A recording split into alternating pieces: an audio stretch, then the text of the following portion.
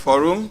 In this edition of this forum, where we bring you information that you can use to update and upgrade what you are doing, we're going to be talking about what ordinary Nigerians are passing through, because these are your customers, they are your consumers. So whatever you are doing, whatever type of business you are doing, you need to also take a look at this critical mass, that you intend to target as way of, target audience or target market. And so we're going to be looking deeply at several key issues that are affecting them. One of them is cost of living.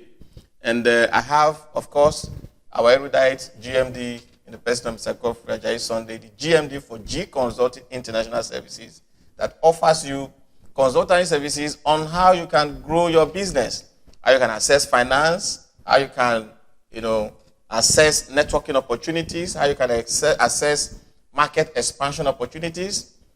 And we have him here on the platform. Welcome, sir. Yeah, Yosai Lume. We've been in this business for quite some time now. And the reason why I choose to partner with you, because you understand the name of the game. Trying to see how we can grow the entrepreneurs, even though you are more passionate about the social entrepreneurs. Yeah. So, there's room for everybody. And today, we'll be looking at those indices that affect your business directly. It affects you directly, causing you to make some decisions that will affect you towards taking your business to the next level. So, cost of living. Yes. How is it? Is it smiling? It's not smiling. The interesting dimension, sir, is that anywhere you go to, anybody you talk to, still the same response. The economy is not smiling. Yeah, I agree with you. And I always tell people, anytime I want to measure the economy, I talk to my wife. So she tells me I spend 10,000 on fear every two days. Wow. Okay, so I know that will also come back to have effects on me. Of course. At the end of every month, I give her a certain amount of money. It buys only 1/3 of what she used to buy. So cost of living, too expensive. It's crazy. Too expensive. It's very, crazy. very, very high now. From fuel, you just talk about fuel, food stuff. Yeah. Because no matter what you do, you must eat. Yeah. You must eat. Everything takes cue from fear. Yes. Because again, energy, our sole source of energy to drive our daily living is the PMS. Okay, so you remember May 29 when Mr. President mentioned fuel subsidy gone. So everything has gone up. Since that time, because you say God, I didn't really go up.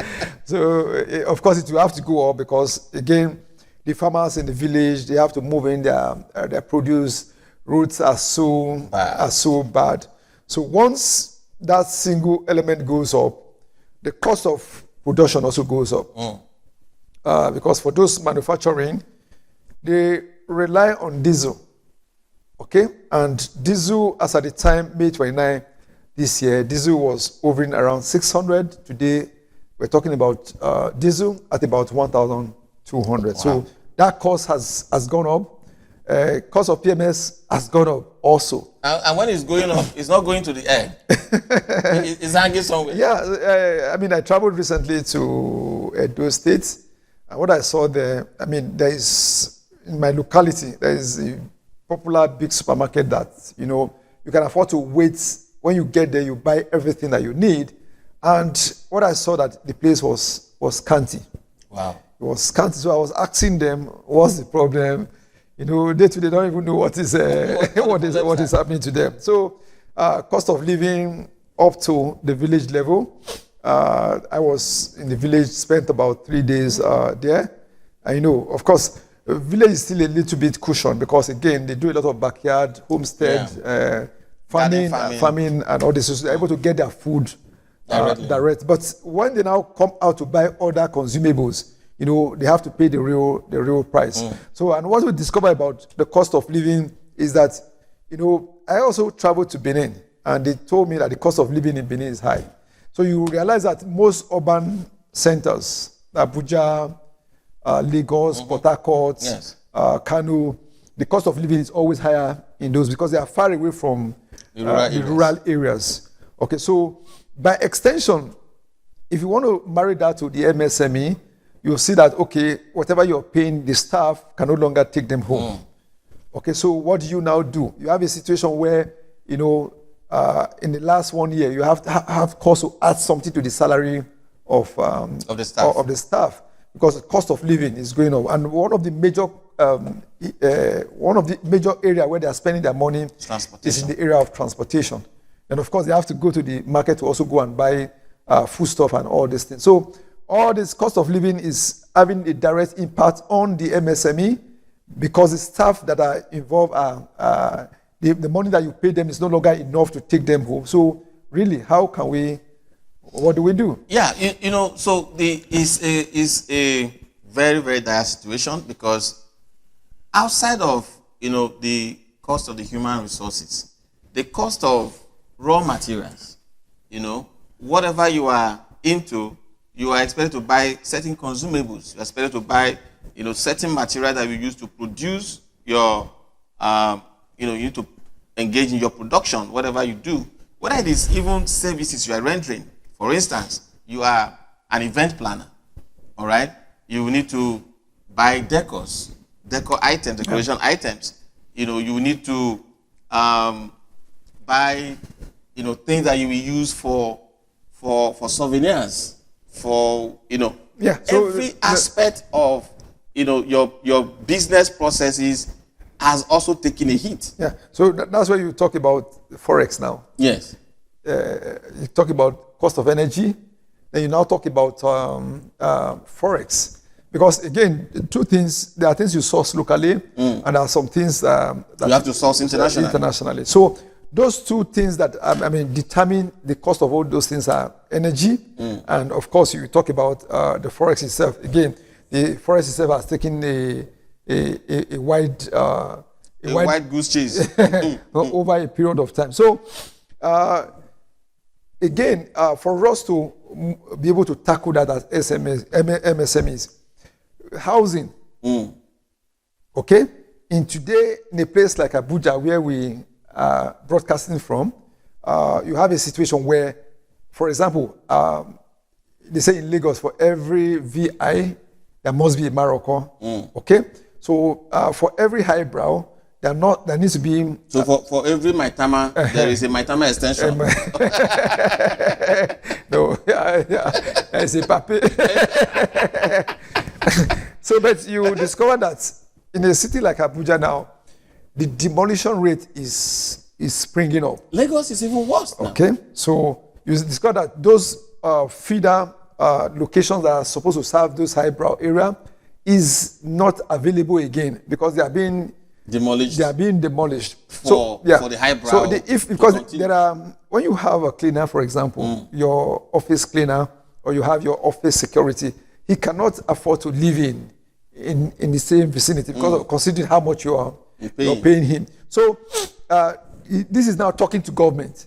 Okay, we want to tell you that for you to run your MSME, the cost of living is high for them, and it's having direct impact in MSME development. So the government, for example, should have a holistic housing scheme. Okay, low-cost housing scheme, well-organized, well-structured, so that those level of staff will be able to live in a place to be able to earn that living wage for them to be able to continue to work. Otherwise, if you have an MSME that you're unable to employ a cleaner, security man to guide your office and clean your office, it's going to have effect on that business at the end of the day. Then, of course, we talked about much later. We've talked about transportation before. Yeah. Okay, so today, why wouldn't there be a holistic transportation scheme? Okay, with everything that Lagos has done, there is still congestion. Yes. Okay, so it means that the right thing has not yet been done. So it means that if with over 20 million people in a small locality as in Lagos, I always argue that if people don't drop their cars, it means that the government transportation scheme is not working. Okay, because there was a write-up I listened to where FCDA said that they provided bus and people refused to enter the bus. So and I asked myself the question, will I enter an Aero 5 bus today? Because it's not organized. Yeah. What do I mean by organized? If I have to leave the comfort of my house and have an appointment. Yes, not even appointment. From my house to where I will get an Aero 5 bus, for example. How will I get there? I have to use an Okada. And if I get to the bus stop, does he have timing to say by 12, there will be a bus that will be leaving for Area 1. And if I get to Area 1, there should be another bus that is leaving for Apple Executive Quarter. So that is why the people are not using that service. So it means that it's not still organized. So because we're looking at cost of living vis-a-vis how it affects the employees of the micro, medium enterprises. So this is where government has to come in. The infrastructure, okay? For example, if all the 36 states and FC today, they have a robust transportation scheme, then I can afford to, say I'm leaving for Kogi State, Lokoja precisely.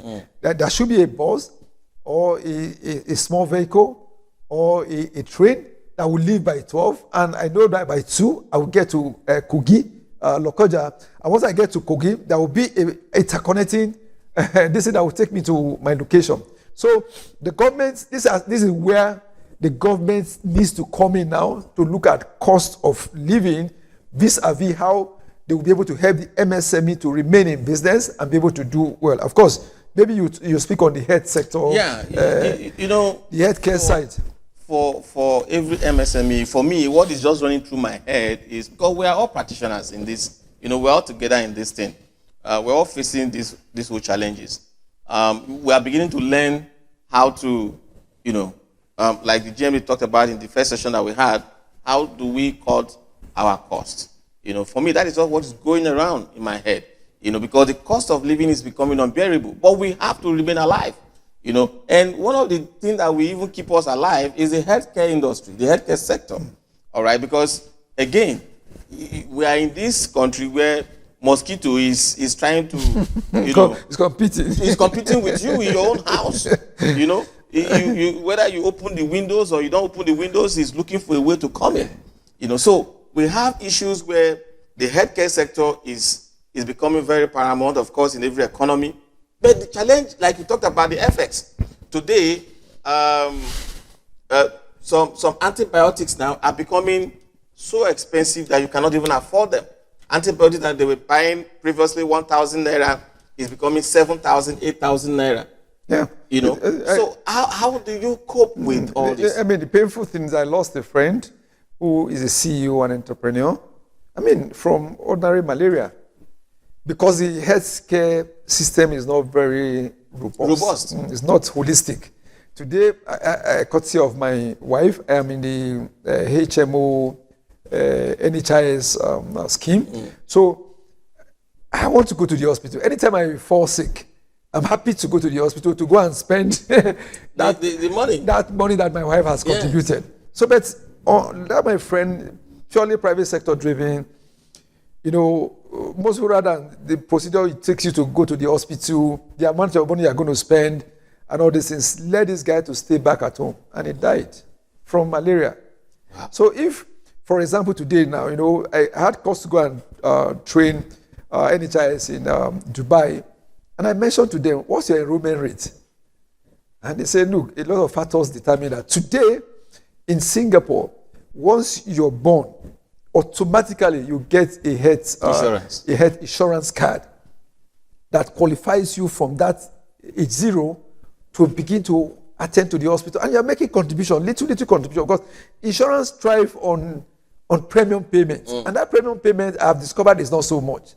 So today, and cost of living for us to drive it down is government. Yes. It's just has to be government, because again, that's where the big infrastructure comes to play. So if you have a population of 200 million, it becomes an advantage. For them, everybody paying let's even say the productive sector of the economy, you have like maybe about 60% of them paying maybe 1,000 every month to access healthcare. Government is making money. Healthcare money is coming into the healthcare system. People are getting treated. I mean, the population of the old in Singapore, Japan, is grown. People are refusing to die because healthcare system is strong. But today, maternal mortality, infancy death rate is still prominent in Nigeria. So, to drive down cost of living, government must look at housing, transportation, healthcare. Then we're not even talking about entertainment. Yes. I mean, when was the last time you went to go and watch a film? When you are talking about what to eat, how do you think about how to go to a movie? So it all falls back to the economy because, these are sectors that drives the economy. And so when people, so it's not about spending, how about, the purchasing power of the citizens.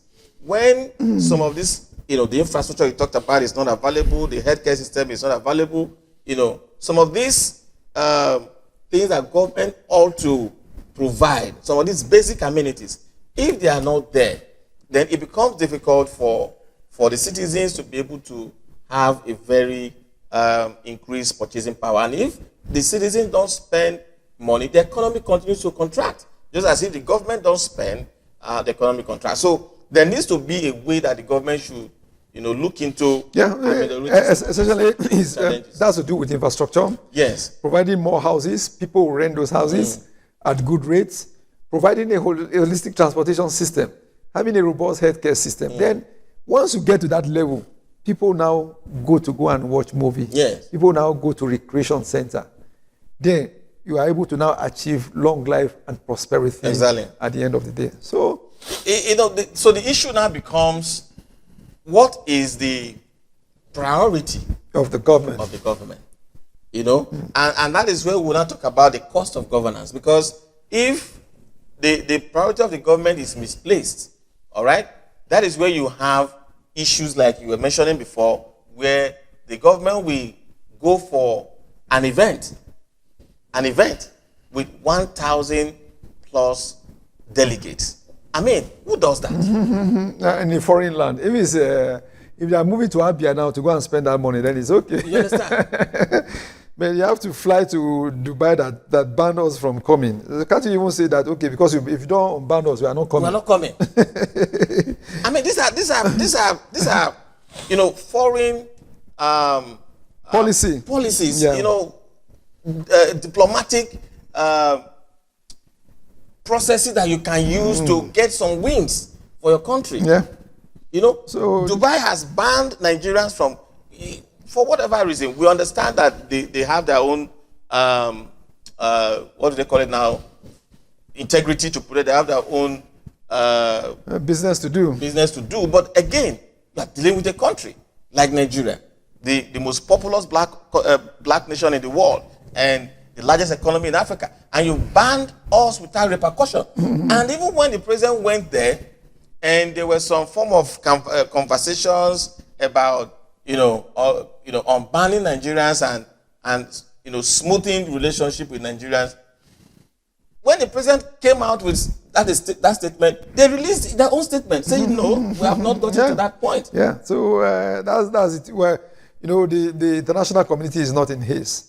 And, there's something they say that is about interests, what interests you have to protect. So, and, in our earlier session, we talked about building systems and structures. So, for me, simple, we have looked at cost of living and how government will come in to help. One of the ways government needs to come in now is the cost of governance.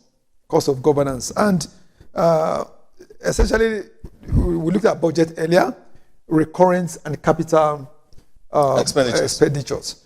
So now, the recurrent, for the first time in the world of economics, we're seeing that recurrent is higher than capital. So, how will development happen? That has been one of, it is said that we have a spending problem. Nigeria have a spending problem and not a revenue problem. So our problem has been that of spending money right from the time of Gowon, although we don't know how truthful it is, when it was said that Gowon said, we have too much money. Yeah, that was the time of the oil boom. Yeah. Okay, so as a young military officer and a president, he wasn't probably forward looking to still like, okay, we will have been able to replicate what Dubai is doing, what China is doing today. We'll have done that much longer much longer. During the time we were within the context of the Asian tigers.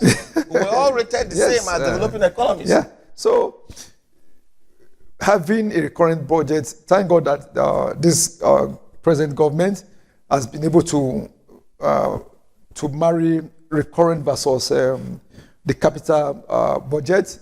But again, the recurrent is driven by the government's employees. Okay, so and from our research, government employee normally is not supposed. They're not up to 5% of the workforce of the population. Okay, if population is about 200 million today, probably the people in the working for government, they are not up to 5% of that. So why will the money used in paying them will now be up to more than what you deploy for your capital deployment? And for if you do that, if your recurrent becomes higher than your capital, of course you know that you will not be able to build infrastructures. Okay, you will not be able to drive the private sector, and of course there will be low investments. So we appreciate this present government. They've been able to balance out that, but again, there is need for capital budgets to be higher than the current budget. One of the issues that we also have in this country is a situation where we don't even know the budget that they are implementing as we speak. All right, because the 2022 budget has not been concluded. Concluded, yeah. All right, and they tell you that okay, we can extend it in March. Yes. Why do you have to do that? Why do you have to do that? So again, recently, the president of Gabon, or is it Botswana? I can't remember the exact country now. He came back from a foreign tour, and he barred everybody, including himself, from traveling out of the country. Again, that's how China did it. Okay, China closed their economy to the world. China have been manufacturing for a very long time, but at the point in time, they needed to close to tell themselves the obvious truth, which is to cut all those costs. So, there are three arms of government, and each of them right now have their own budgets. But you still have a situation where the executive is having influence over the other. Sir, the truth of the matter is that, you're talking about the three arms of government now. Do you know, for instance, if the president is traveling, his ESTA code a day is, if I can remember very correctly, is about $1,000, close to $2,000. Okay. The Supreme Court judge is about $1,500. Okay. The Senate president is about $1,200. All right? Yeah. A day. That is how it is structured down to commissioners. Yeah, but commissioner is about $500. But did they actually follow that? Of course. Of course. Now, the point is, and if you check, you were just talking about our recurring expenditure being balanced with capital expenditure. I mean, for God's sake, how do you spend money on frivolities? Because that is what it is, if we are talking real facts. Because even the salaries and allowances of the core civil servants who don't travel. Yeah. They call it a stack code. The majority of the civil servants don't travel.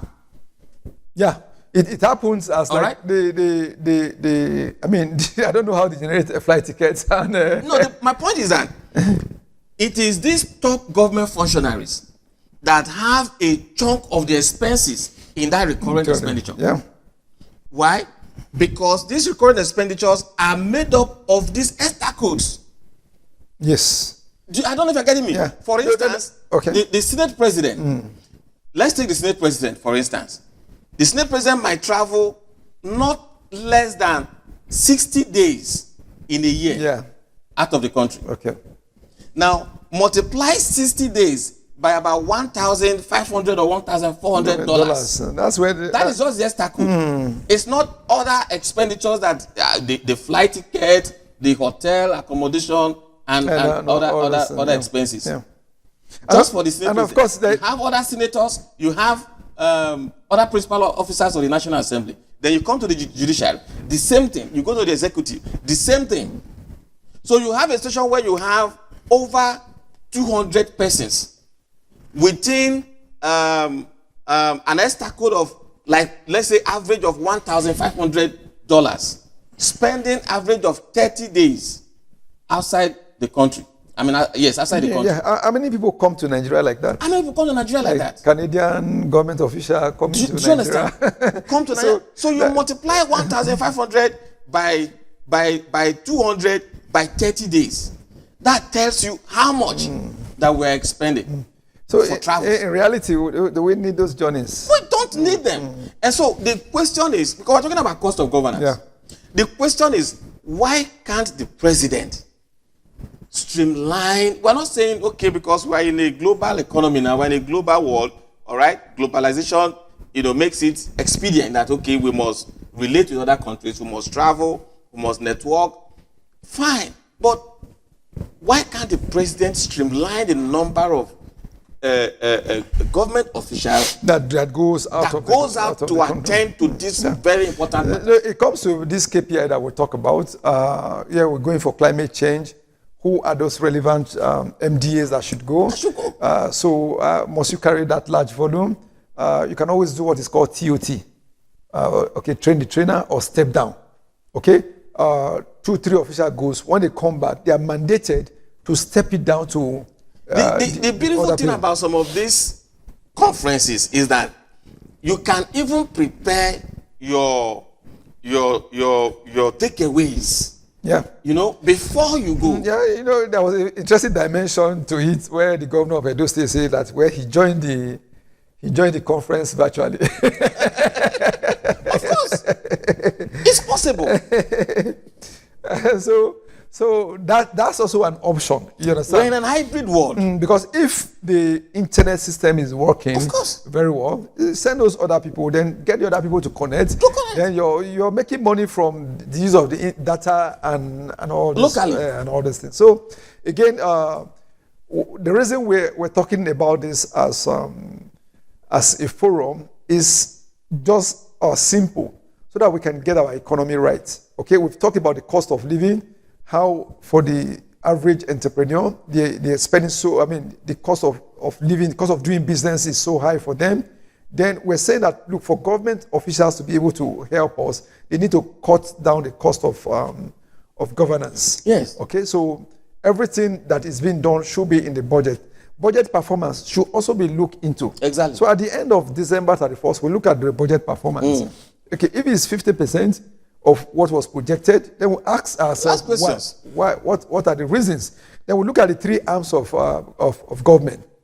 I'm talking about the executive, the legislature, and the judiciary. Okay, so give everyone what is due to them. Today, the federal is even trying, but the state is in a state of disaster where the judiciary can just wake up and say, okay, because the governor is not cooperating with us, we just move him out. So you see a lot of money going in for frivolities in order to keep yourself in power and in government. So that leads me to the US budgetary system. Okay, so we are copying the US. That's where we borrow our democracy from.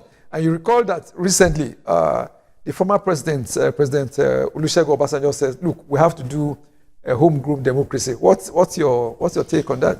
Well, it has been a debate for many years now.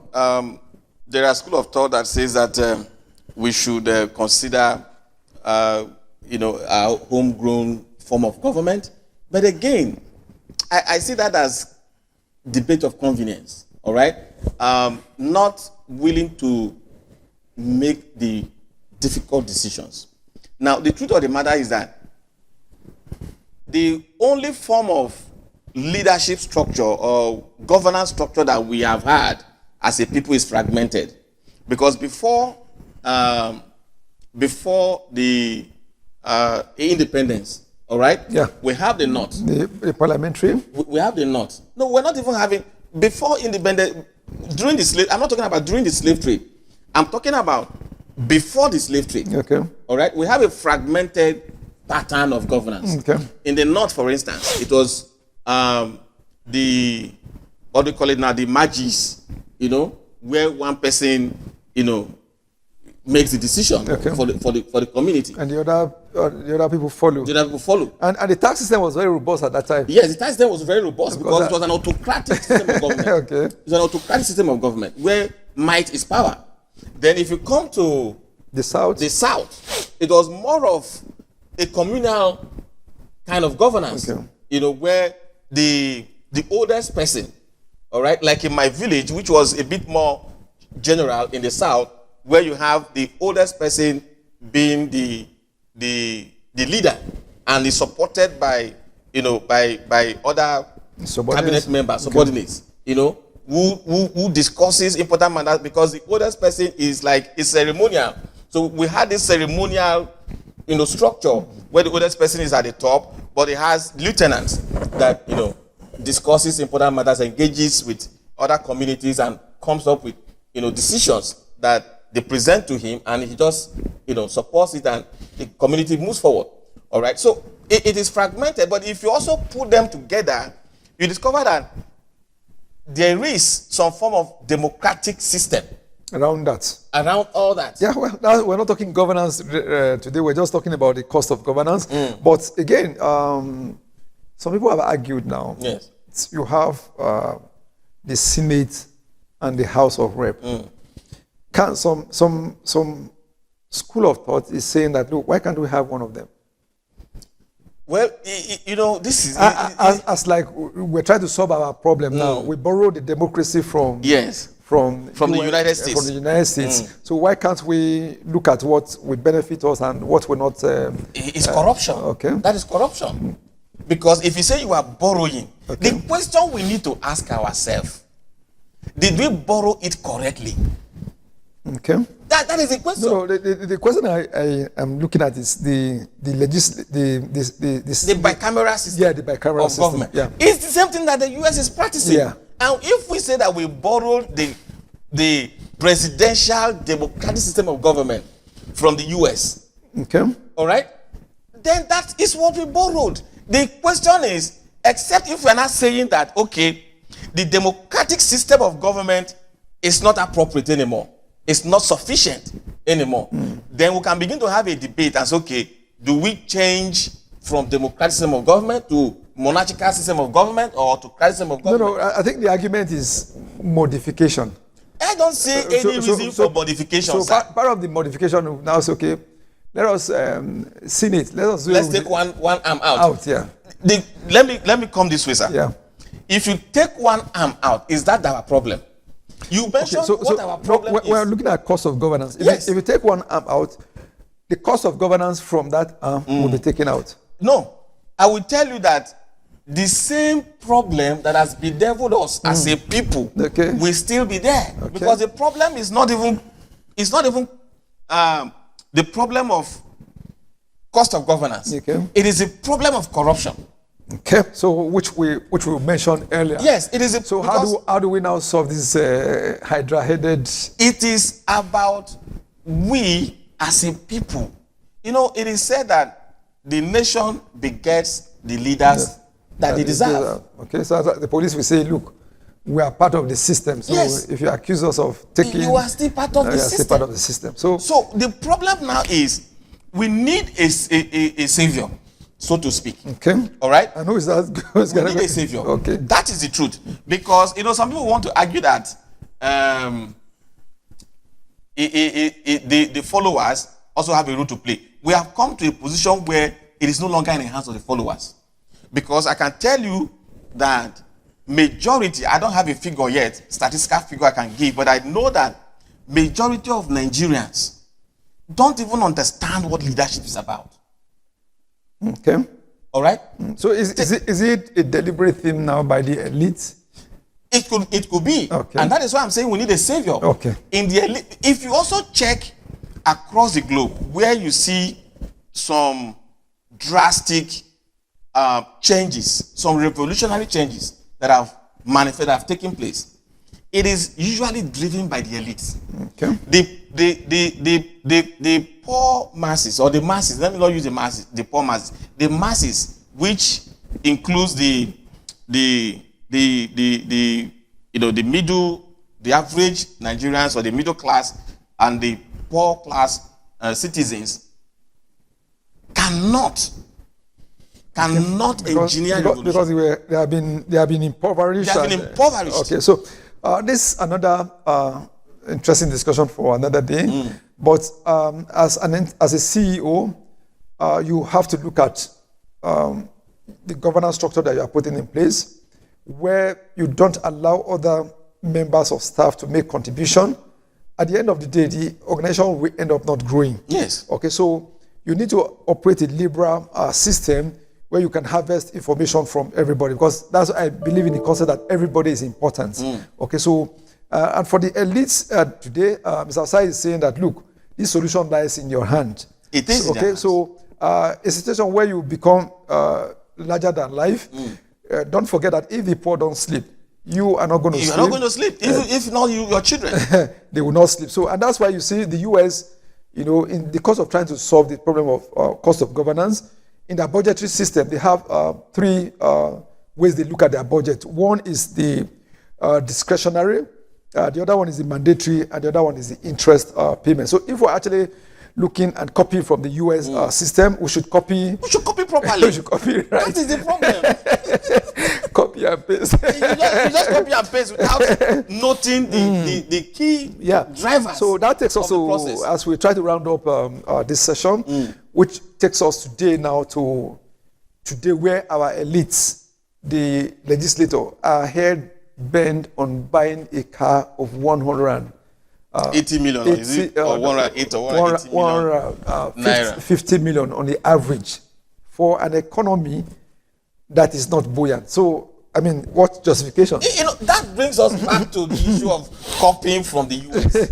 Are we copying properly? Because you will not have a US Senate, a US Congress. Yeah. So that also starts from lack of transportation system.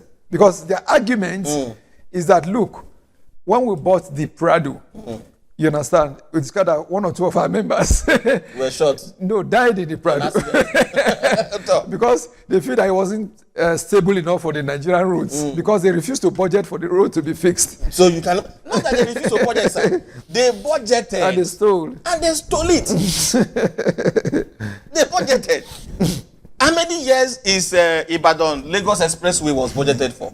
Up to now. How many years is Kogi, Lokoja, Abuja, Edo, Awuchi Expressway was budgeted for? Something happened in my village that is still, we have a very small road, 10-kilometer road that leads through one of the entrances to our village. Up to today, since I was born, that road has never been done. And somebody mentioned. But you keep having government upon government. No, they mentioned to me that thing has been in Edo State government for budget for up to 5 times now. They will put it in the budget. So luckily, we're able to get the federal government to come in. Federal government is coming to start the road. But some people in the community, every year, they raise money to do palliative on that road.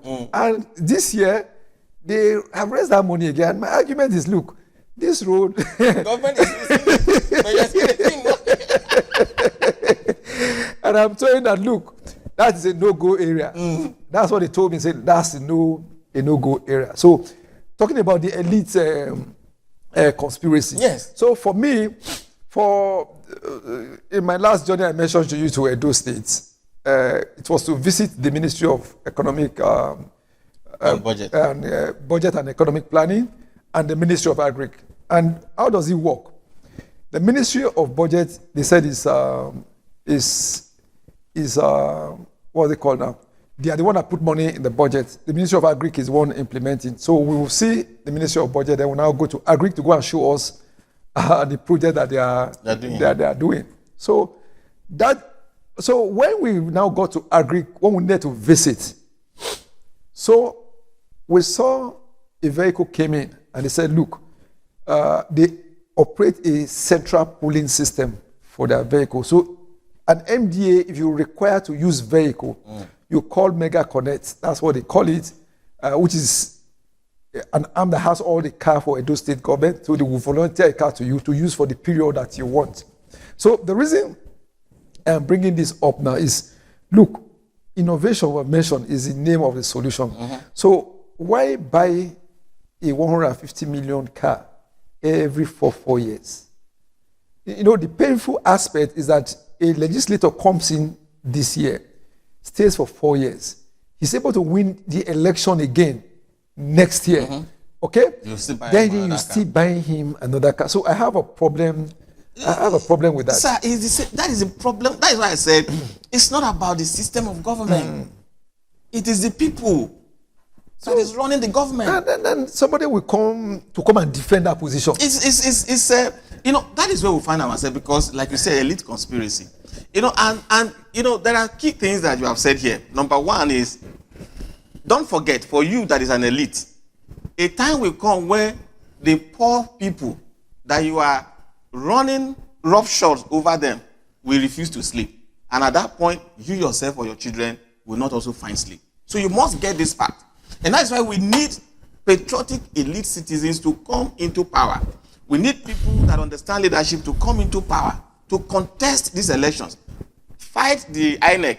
Let us have a good system of electing our officers, because you don't have a need to be buying cars. Now, even if you have a need to buy cars, it must be structurally based. Yeah. It must be on need. Yeah, that's why you know, I needed to read something to us, which says, I think it's section 84 of the Nigerian 1999 Constitution, which give the Revenue Mobilization, Allocation and Fiscal Commission the power to mandate for determining the salaries and allowances of public officials, including members of the National Assembly. So let me read. It said, there shall be paid to the holders of the offices mentioned in the section, such as remuneration, salaries, and allowances, as may be prescribed by the National Assembly, but not exceeding the amount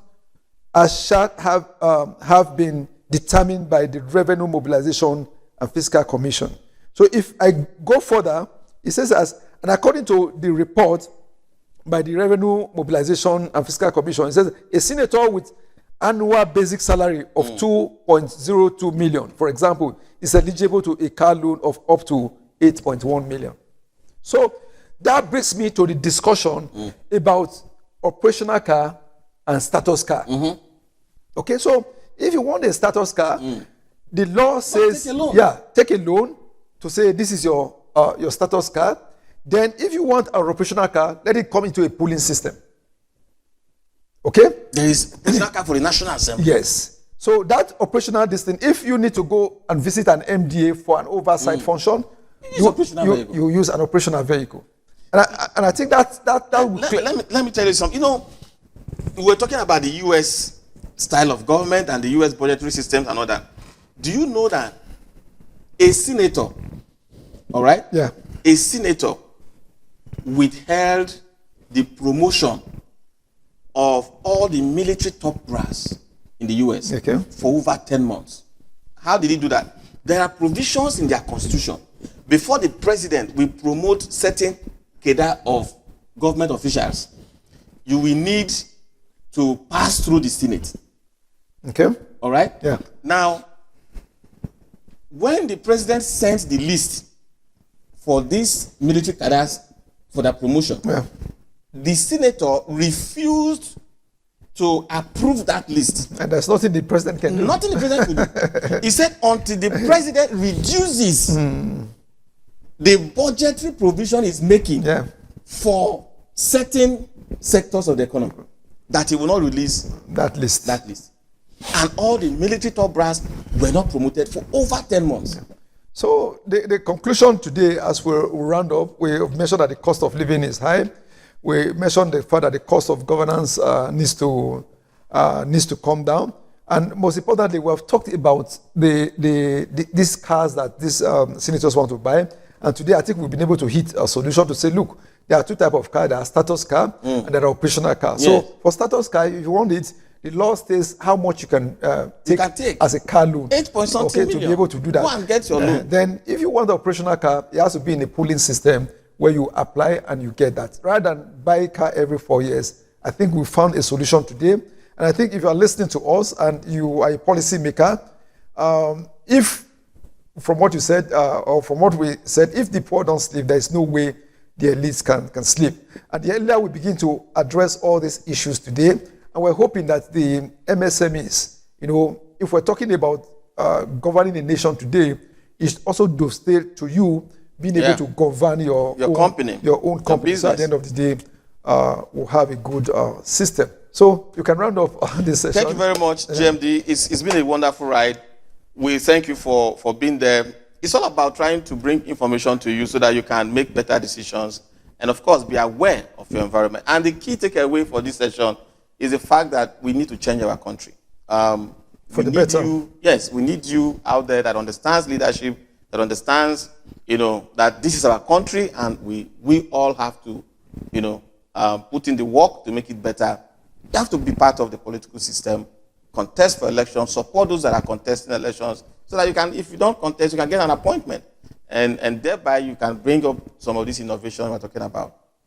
So private sector, public sector work together. So whatever you achieve in the public sector, take it to the private. Whatever you achieve in the private, take it to the public. Then we'll have a balanced system and we'll have a nation that is working and everybody will smile at the end of the day. Thank you and have a wonderful day. See you next time.